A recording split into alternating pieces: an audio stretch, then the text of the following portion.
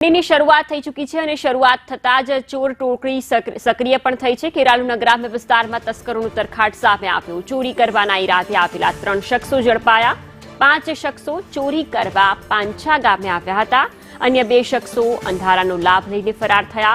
3 battery લાકડીના મુદ્દામાલ સાથે આ લોકો ઝડપાયા છે। ખેરાલુ પોલીસે સમગ્ર મામલે હવે વધુ તપાસ હાથ ધરી છે। તો ઠંડીની શરૂઆત થઈ ચૂકી છે। તમામ લોકો ગામડાની અંદર બંધ હોય છે તેવામાં હવે તસ્કરો બેફામ બન્યા છે અને ચોરીને અંજામ આપવા અલગ અલગ વિસ્તારોમાં પહોંચી રહ્યા છે। આવી જ ઘટના સામે આવી છે પાંછા ગામની કે જ્યાં સીમમાંથી કેબલ ચોરી કરવા આવેલા 3 ઈસમોને ગામ લોકોએ ઝડપી પાડ્યા। ત્યારે આજે જ્યારે ફેરો મારવા ગયો ખેતરમાં ચેક કરવા ત્યારે ચેક કરી નીકળતી વખત થોડું આગળ મને અને લાઇટની બત્તીઓને દેખવાણી શંકા ગઈ।